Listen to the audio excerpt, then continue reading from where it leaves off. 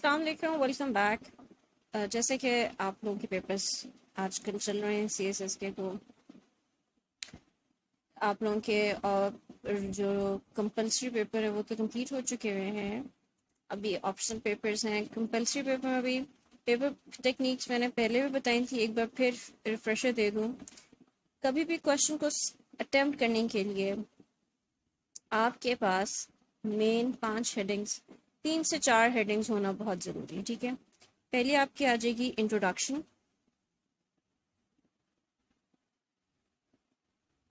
ठीक है, इंट्रोडक्शन की हेडिंग होगी। दूसरी आपकी बैकग्राउंड की हेडिंग आ जाएगी,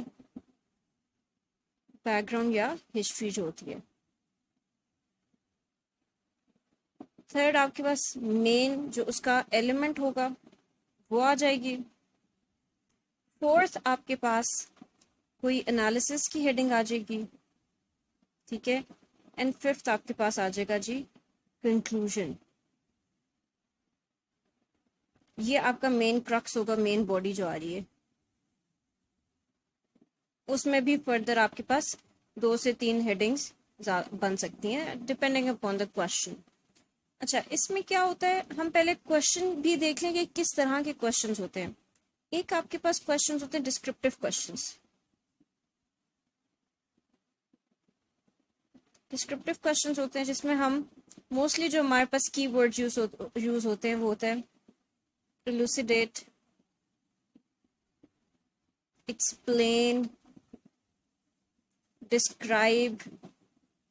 ठीक है, या नॉर्मली कि what is this and what is that. ठीक है, या हाउ दिस इज, व्हाट और हाउ के क्वेश्चन। दूसरा होता है हमारे पास एनालिसिस, एनालिटिकल क्वेश्चंस। इसमें आपके पास क्वेश्चंस आ जाते हैं जिसमें वो आपसे पूछेगा जी, सिंपली वो पूछ लेगा क्रिटिकली एनालाइज दिस। ठीक है, या वो पूछ लेगा जी व्हाट इज योर स्टांस। आपके अपने वो स्टांस पे पूछेगा, या पूछेगा जी कोई प्रपोजल दे, या थिंग्स लाइक दैट। ठीक है, इसमें आपने एनालिसिस करना है। एनालिसिस क्या है, इसमें आपके पास 2 ऑप्शंस आएंगे, फॉर एंड अगेंस्ट में। ठीक है, इफ एंड बट। इसमें आप बताएंगे कि केस ए और केस बी। इस तरह आप इस क्वेश्चन को डिस्टिंग्विश करेंगे। आपने हमेशा इसमें 2 स्टांसेस देने हैं क्योंकि एनालिसिस करना है। आपने एनालिसिस में अपना भी एक पॉइंट ऑफ व्यू देना है और अगलों का भी पॉइंट ऑफ व्यू देना है। और ये पॉइंट ऑफ व्यू आपका कैसे डेवलप होगा, जब आप कोई बहुत सारे आर्टिकल्स को रीड आउट करेंगे, जब आप कोई स्टडी करेंगे, थॉरो स्टडी करेंगे, तो आपका ये एनालिसिस डेवलप होगा। डिस्क्रिप्टिव में क्या होता है, इसमें आपने सिंपल फैक्ट्स एंड फिगर्स बताने होते हैं। ठीक है, इसमें ज़्यादा कोई एक्सप्लेनेशन नहीं होती, मतलब एक्सप्लेनेशन इन द सेंस इसमें आपको एक्स्ट्रा खुद से कुछ बताना नहीं पड़ता। डेफिनेशंस वगैरह होती हैं, जो भी कोई टॉपिक आपने पढ़ा है, फॉर एग्जांपल ग्लोबल वार्मिंग पढ़ा है, ग्लोबल वार्मिंग पे वो कोई क्वेश्चन करे, करंट अफेयर्स में कोई क्वेश्चन आया, तो वो आपसे सिर्फ एक स्ट्रेट अवे पूछ रहा है ग्लोबल वार्मिंग है क्या, कैसे अफेक्ट करी है, उसका क्या फ्यूचर होगा और ये वो। ठीक है, लेकिन जब आप आगे बात करें, इम्पैक्ट्स की बात करें, तो इम्पैक्ट्स में आप कुछ तो इम्पैक्ट स्ट्रेट अवे हैं, वो आपको जहाँ जब आप रीड आउट करेंगे तो आपको पता लगेगा। जब उसको उस पर भी आप एनालिसिस कर सकते हैं कि ये किस तरह से इन अ लॉन्गर रन ये आपको अफेक्ट कर रही है, या इसके इम्पैक्ट नेक्स्ट जनरेशन पे क्या हो सकते हैं। जब इस तरह की बातें आती हैं तो आपने क्वेश्चन को ना, देखिए क्वेश्चन बहुत कंफ्यूजिंग भी होते हैं, इस समटाइम्स इस तरह वो बहुत स्ट्रेट वे आपको नहीं कहेगा कि आपने ये क्वेश्चन इस तरह एक्सप्लेन करना है। कभी कभी आपको लगेगा कि क्वेश्चन आपको लग रहा है कि वो एक्सप्लेनेटरी क्वेश्चन है, बट होगा क्या, वो एनालिटिकल क्वेश्चन निकल आएगा। आपने स्टेटमेंट को केयरफुली रीड करना है, एंड तक नहीं समझ आ रहा 2 बार पढ़ें, 3 बार पढ़ें, ताकि आपको ये पता लग जाए कि कहीं पे वो जेनेरिक इम्पैक्ट पूछ रहा है या आपका स्टांस पूछ रहा है या कुछ एनालिसिस मांग रहा है। ठीक है, ये वाली चीज़ें आपको खुद थोड़ा सा बार बार रीड आउट करके उस स्टेटमेंट को पता लगेगा कि वो एक्चुअली में आपसे मांग क्या रहा है। क्योंकि हो सकता है एनालिटिकल क्वेश्चन आप उसको डिस्क्रिप्टिव में अटेम्प्ट करें, आपको मार्क्स नहीं मिलेंगे। मार्क्स गेन करने के लिए ज़रूरी है कि आप क्वेश्चन स्टेटमेंट को प्रॉपरली तरीके से समझें ताकि आप उसका रिलेवेंट आंसर दें। ये हो गया क्वेश्चन के किस किस स्टेटमेंट्स होती हैं क्वेश्चंस की, वो किस तरह से आ सकती। अब आंसर अटेम्प्ट करने के लिए ये तरीके, जो 2 से 3 तरीके मैंने आपको ये तरीके बताए हैं जिसमें ये डेफिनेशन है। अपनी राइटिंग को बहुत अच्छा रखें। राइटिंग और प्रेजेंटेशन क्वेश्चन की बहुत मैटर करती है। लोग कहते हैं ना कि जी आपका लंबा लंबा सवाल हो, बस लंबा ही चलता रहे और प्रेजेंटेशन भले ना हो, राइटिंग जो नहीं, ऐसा नहीं होता। अगर एग्जामिनर को पेपर की लुक देख के उसको अच्छा फील नहीं हुआ, डू यू रियली थिंक कि वो आपका पेपर पढ़ने को भी जहमत देगा? उसको समझ में नहीं आ रहा कि वो उसने आपने लिखा क्या है तो वो क्यों पढ़ेगा? तो इसलिए अपनी प्रेजेंटेशन, ठीक है, इसमें आपकी राइटिंग आती है, ग्रामेटिकल मिस्टेक्स ग्रामेटिकली करेक्ट होना चाहिए, ठीक है, लुक एंड फील उसकी अच्छी आनी चाहिए पेपर की। 2 तरीके हैं पेपर को अटेम्प्ट करने के लिए, या तो ये हेडिंग वाइज, ठीक है, ये आपने आउटलाइन दे दी, इनिशियल ये आपने आउटलाइन दे दी। अब इसको आप 2 तरीकों से कर सकते हैं कि यही आउटलाइन आप एक एक हेडिंग डाल के, इंट्रोडक्शन है तो फिर 1 लिख के इंट्रोडक्शन दें। नॉर्मली इस तरह जैसे आप ऐसे को करते हैं अटेम्प्ट, ऐसे में आप सारी एक आउटलाइन दे देते हैं, उसमें आप एक ब्रीफ ओवरव्यू दे देते हैं कि ये चीज़ें आप ऐसे में आगे एक एक पैरा में डिस्क्राइब करने वाले हैं। लाइकवाइज आप सब क्वेश्चंस पेपर में, करंट अफेयर हो, पॉलिटिकल साइंस हो, फिलोसफी हो, इवन पंजाबी भी, पंजाबी इस्लामिक, हर तरह का जो पेपर है उसमें आप इस तरह से आउटलाइन दे सकते हैं। इसके बाद आपने सिर्फ एक ऐसे की तरह नीचे डिस्क्रिप्टिव इंफॉर्मेशन देनी है। और दूसरा तरीका आपका इसी तरह है कि आप ये हेडिंग्स देंगे, इंट्रो की हेडिंग दे दी, उसके नीचे इंट्रो का सारा पैराग्राफ लिखते हैं। नेक्स्ट पे आपने बैकग्राउंड हेडिंग दी, उसके नीचे लिखना शुरू कर दें। फिर मेन बॉडी में जो आपकी XYZ हेडिंग आ रही है उसको लिखना शुरू कर दें। फिर कोई एनालिसिस आ रहा है, एनालिसिस, या आप इसको 4th डायमेंशन भी कह सकते हैं। अच्छा, चॉइस ऑफ वर्ड बहुत मैटर करता है। आप इसको 4th डायमेंशन कहेंगे या इसको डिफरेंट कोई नाम देंगे। फॉर एग्जाम्पल अगर आप कोई सोल्यूशन प्रपोज करने लगे तो आप बोल दें एक्सपेक्टेड सोल्यूशन, तो वो क्या होगा कि वो उस सोल्यूशन पे उसकी ज़्यादा नज़र पड़ जाएगी, क्योंकि बैकग्राउंड हिस्ट्री उसको पता है कि इस क्वेश्चन के बैकग्राउंड हिस्ट्री को बता रहा है। एब्स्ट्रैक्ट, तो आपका फर्स्ट में ये एब्स्ट्रैक्ट आ रहा है, वो थोड़ा सा इसको पढ़ेगा, देख लेगा कि आप टू द पॉइंट क्वेश्चन को आंसर करना चाह रहे हैं कि नहीं, आप इसी पेस पे चल रहे हैं कि नहीं चल रहे, वो आपको थोड़ा वहीं से आइडिया उसको हो जाएगा। यहाँ पे एनालिसिस वाले क्वेश्चन में ये चीज़ बहुत मैटर करती है। 4th डायमेंशन होगी, एक्सपेक्टेड सोल्यूशंस हो गए, वे फॉरवर्ड्स हो गए, ठीक है, ये वाले जो की वर्ड्स है ना, इन पे बहुत आपने फोकस करना है। इन वर्ड्स को वो कैच करेगा एग्जामिनर आपका, ठीक है। अच्छा, अब हम देखते हैं कि ये तो एक जेनेरिक हमने बता दी किसी भी पेपर का। ये आप 12 पेपर्स हैं आपके, आप 12 के 12 पेपर्स में इस पैटर्न को फॉलो कर सकते हैं। ये एक जेनेरिक पैटर्न है, ठीक है। इसी तरह फिलोसफी का फॉर एग्जांपल पेपर आता है, कल मेरे ख्याल से पंजाबी का पेपर है। अब अगर पंजाबी का पेपर आता है, चलें हम पंजाबी से स्टार्ट कर लेते हैं, ठीक है। पंजाबी का पेपर आता है, उसमें आपके पास कोई सवाल आ गया जी सूफी शायरी वाले के बारे में।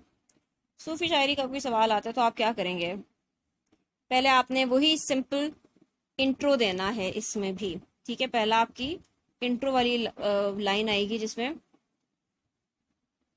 इब्तिदाइया, ठीक है, इब्तिदा आ गई, इब्तिदाइया आ गया, या आप इसको कह लेंगे चढ़दी गल, ठीक है, विच मीन्स इंट्रोडक्शन। ये आपने बता दिया। उसके बाद आपका जो आ रहा है कोई सेकंड पे, अगर कोई बैकग्राउंड उसका कोई बताना चाह रहे हैं आप बैकग्राउंड उसका बता सकते हैं, या फॉर एग्जांपल किसी सूफी शायर का कोई हवाला है, ठीक है, तो आप इसको सूफी हवाला भी दे सकते हैं, इस तरह से भी बता सकते हैं। फिर इसमें डिफरेंट आपने शेर ज़रूर ऐड करने, क्योंकि देखिए ये चीज़ें जो है ना, ये पोइट्री जो है, पोइट्री का मतलब क्या है, शायरी है। सूफी शायरी हो, जदीद शायरी हो, शायरी वाले टॉपिक अगर आप इस क्वेश्चन को अटेम्प्ट करें हैं तो इसमें नंबर ऑफ शेर डालने हैं आपने।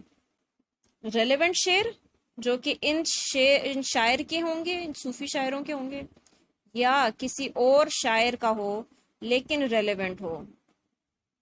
लेट्स से हम कह लेते हैं कोई सूफियाना कलाम है, कोई तसव्वुफ के बारे में कोई शेर है, तो आप बाबा बुल्ले शाह का भी शेर डाल सकते हैं, आप कलाम शाह हुसैन भी डाल सकते हैं, कोई भी रेलेवेंट ना। आपने 6 शायर पढ़े हुए हैं, उन 6 शायरों को आप अगर सूफिया की बात मतलब एक आप तसव्वुफ की बात करें तो तसव्वुफ की बात अगर सवाल आ रहा है बाबा बुल्ले शाह का, उसके उनके तसव्वुफ में आपने बात की तो रेलेवेंट शेर कि जो बाबा बुल्ले शाह का पॉइंट ऑफ व्यू है, अगर वही पॉइंट ऑफ व्यू किसी और शायर का भी है तो आप वो शेर भी डाल सकते हैं।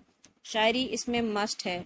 अगर आपको शेर याद नहीं होते, आपने ये शेर वाला क्वेश्चन करना है तो इसमें शायरी डालनी है। अगर आपने शेर याद करके नहीं लिखे तो आपको इसमें फिर इतने ही मार्क्स मिलेंगे जितना थोड़ा बहुत पैराग्राफ्स के या रिटन कॉन्टेक्स्ट का आपको थोड़ा बहुत मार्क्स मिलेंगे, आपको शेरों के मार्क्स नहीं मिलेंगे। ये बात याद रखिएगा, ठीक है, क्योंकि शेर वाला टॉपिक है, क्वेश्चन है, शायरी से रिलेटेड है, और उसमें शायरी ना हो तो उसका कोई फ़ायदा नहीं। फिर आप नसर ही अटेम्प्ट कर लें तो वो ज़्यादा बेहतर है। अगर आपको शायरी नहीं आती, अगर आपको, तो आप प्रेफर करें कि आप फिर शायरी वाला सवाल अटेम्प्ट ही ना करें, ठीक है।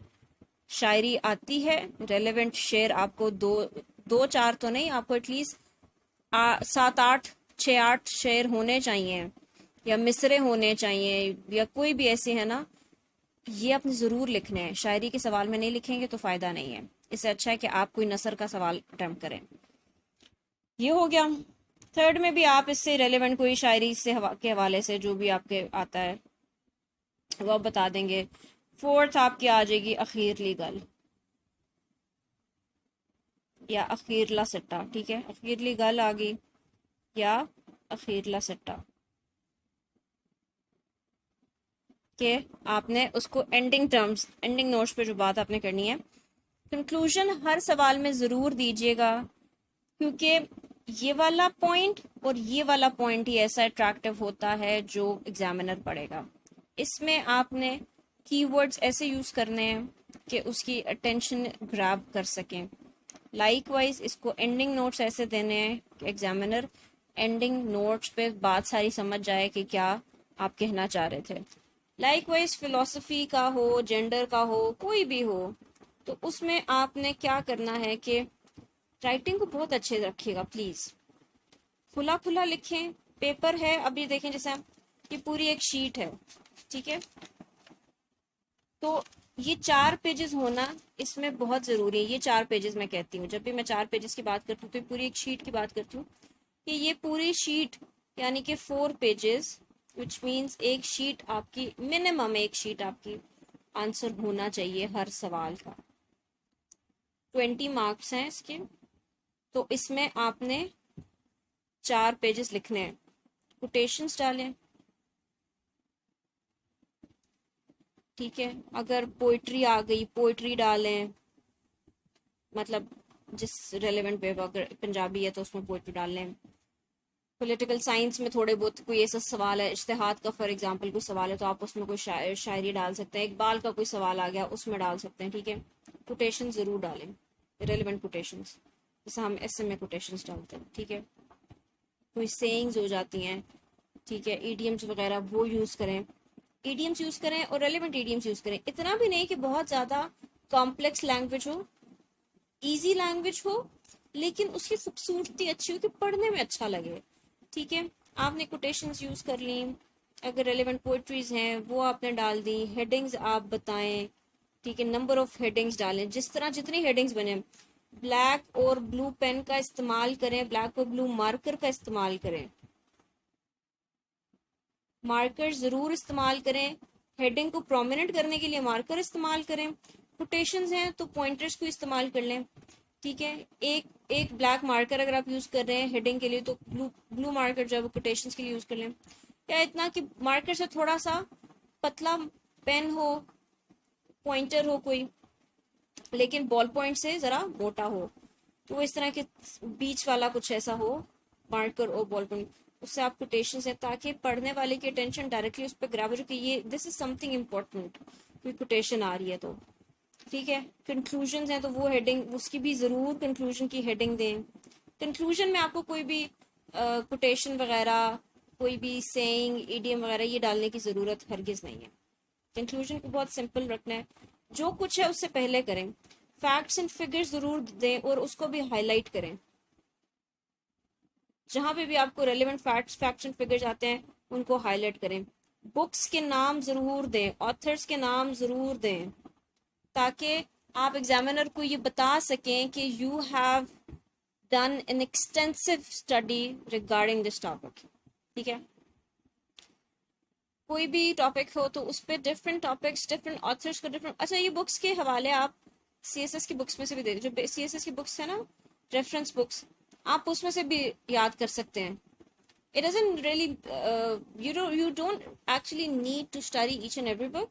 ठीक है, इसमें क्या होता है कि अगर फॉर एग्जांपल आप पढ़ रहे हैं इंडिपेंडेंस ऑफ पाकिस्तान पे एक टॉपिक पढ़ रहे हैं, ठीक है, तो आपको इतना तो पता है ना कि वो इंडिपेंडेंस ऑफ पाकिस्तान का जो टॉपिक है या इज्तिहाद का जो टॉपिक है वो हर बुक में मेंशन होगा, वो बुक्स जो सीएसएस की रिकमेंडेड बुक्स हैं।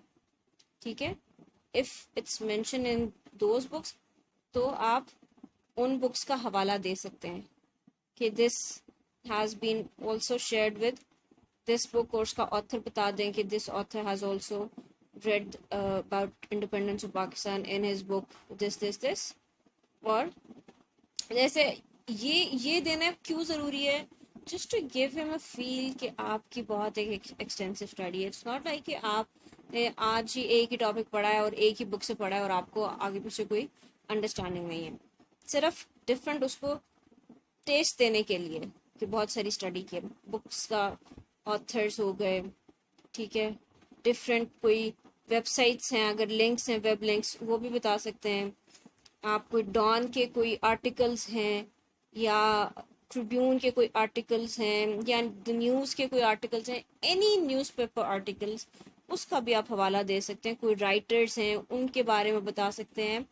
ये वाली चीज़ें आपके मार्क्स गेन के लिए अच्छे होते हैं। ये चीज़ें आप फिलोसफी में भले नहीं बता सकते, लेकिन फिलोसफी में भी कहीं ना कहीं जब आप पढ़ेंगे ना, कोई एरिस्टोटल, प्लेटो पे तो बहुत सारे ऑथर्स लिखते हैं, ठीक है, कोई भी आर्टिकल आप पढ़ेंगे उसमें कहीं ना कहीं एरिस्टोटल, प्लेटो का जिक्र आता है, और इसी एरिस्टोटल के, प्लेटो के पॉलिटिकल पॉइंट ऑफ व्यूज को उठा के वो अभी के पॉलिटिकल सिस्टम को एक्सप्लेन कर रहे होते हैं, वो कंपैरिजन कर रहे होते हैं, वो बता रहे होते हैं क्या। तो इस तरह बहुत सारी चीज़ें होती हैं। आप पॉलिटिकल साइंस में ये चीज़ें बता सकते हैं। फिलोसफी में डिफरेंट न्यू फिलोसफर्स जो हैं, आप उनको कहीं ना कहीं पढ़ते हैं तो उनका भी आपको हवाला आता है। वेस्टर्न फिलोसफी की जो बुक्स हैं वो आपस में लिंक्ड होती हैं, टॉपिक्स लिंक्ड होते हैं, उसमें जो इंटरनेट लिंक्स दिए हैं फिलोसफी में, आप उनको कहीं ना कहीं रिलेट कर सकते हैं। ये सारे सब्जेक्ट्स जो हैं सीएसएस की, एक मुझे जो एक बहुत अच्छी बात लगती है ना, वो ये है कि इसमें जो भी सब्जेक्ट्स हैं कहीं ना कहीं आपस में इंटरलिंक्ड है। कोई माने या ना माने, ये मेरी अपनी एक रिसर्च कह लें, ये मेरी एक अपनी अंडरस्टैंडिंग है इस पे कि ये सारे सब्जेक्ट्स कहीं ना कहीं कुछ ना कुछ थोड़ा बहुत पार्ट इनका इंटरलिंक्ड है, तो इसलिए आप कहीं ना कहीं उसको रिलेट कर सकते हैं। मैंने पंजाबी में कोई बात पढ़ी है, मैं उसको ट्रांसलेट करके मैं पाकिस्तान स्टडीज़ में डाल सकती हूँ। मैंने पाकिस्तान स्टडीज़ में कोई बात पढ़ी है, मैं पंजाबी में उसको डाल सकती हूँ। कैसे?